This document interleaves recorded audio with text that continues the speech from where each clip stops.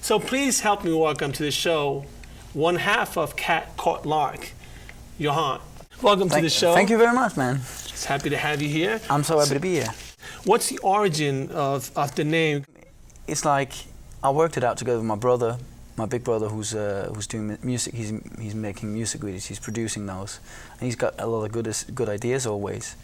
And he thought about like her, I, Camilla, and I, the cat, the lark, and then you can make up your own story about that. Denmark. I mean, I read that it's one of the happiest places in the world, and also one of the most peaceful places. Second to New Zealand. But do you find that your music reflects that?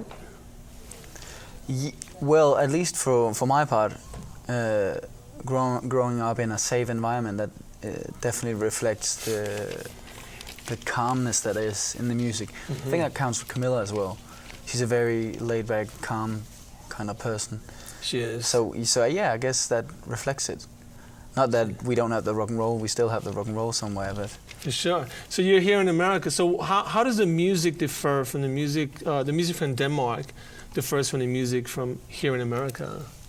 You know, everybody in Denmark tries to copy America, don't they? England and America. I don't know, but like how it differs. Yes. I don't know if the happiness does something to it, I don't know. But like, in general, I think a lot of artists, including Camilla and I, are inspired by American and English music. Yeah, no, we're familiar with bands like the rock band from the 80s, D.A.D. You know them. And also a huge successful pop band called Aqua. Like, do you find that they've influenced or inspired you guys at all? Aqua, not at all. Not at all. D.A.D. Yeah, they sold 33 million records. They got a lot of money. A lot of money. But no, to be honest, they didn't inspire me at all. And no, D.A.D. didn't either. But I'm pretty amazed by the fact, I knew you'd know Aqua, but I didn't know you knew D.A.D. well. But no, I think it all comes down to, personally, I am inspired mostly by English bands from the 60s. We were here last summer playing 10 gigs in New York. That didn't necessarily influence us like our sound, but I think we just went to South by Southwest, the festival in Austin, Texas. Nice, and personally, I'm inspired by at least the mood in the city, the way that like the chilled, nice mood, or atmosphere, you might say. And we met a lot of local musicians, and so I'm inspired by what they use lap steels, which is a guitar you put on your lap, and playing. It's very country.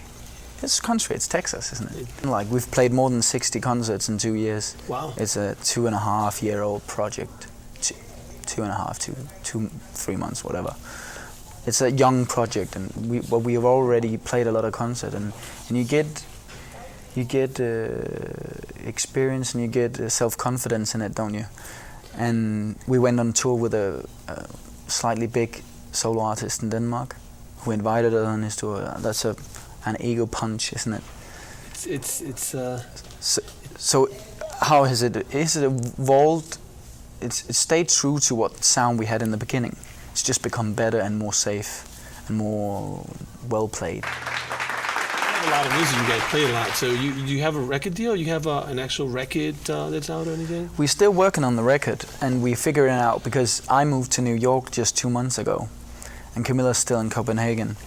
So we're figuring out how, because we made a half a record back home, but we didn't manage to finish it before I left. So we're gonna figure out a way to do it. Either I go to Denmark, she come here. I'm gonna, after this recording session, I'm gonna go to record with a producer that might as well make some Cat Caught Lark. I'm doing some solo stuff, but why should, I think he's interested in making some Cat Caught Lark as well. Wonderful, yeah. Wonderful. So for our audience, like, where can they find Cat Caught Lark right now? Anyone's watching. So catcaughtlark.com, and you'll find all the music at that website for sure. So the best part of the show is, obviously having you perform. So, but I want to, thank you for coming to the show. But what's in the future, for, other than the record? And you're gonna record with that producer once you leave here. But what do you see in the future for Cat Caught Lark? That's an interesting chapter because it is challenging because I'm here. The reason why I chose to go to New York was because of obviously the music environment and the opportunities that are here. Every time you meet a person in the business, it's 10 times more powerful than when you meet a person in Denmark. Wow. With all respect. Yeah. But still, she is there, so we are. The pond is separating us, right? So it might open up doors, but it's a challenge to like. Just even finishing the album could be a challenge, right? So the future is like we're gonna make what we call hot spots.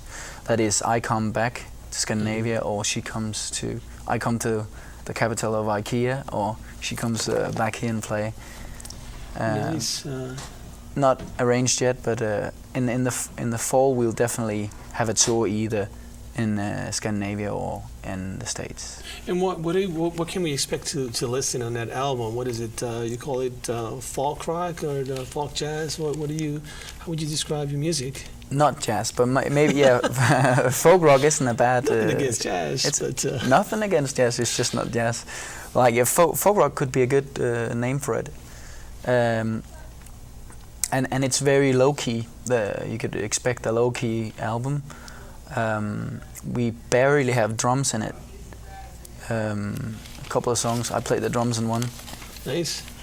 And we'll get to hear that. So listen, I hope you include coming back to the show in your future. It's lovely to have you, and maybe next time Camilla will be here with you as well.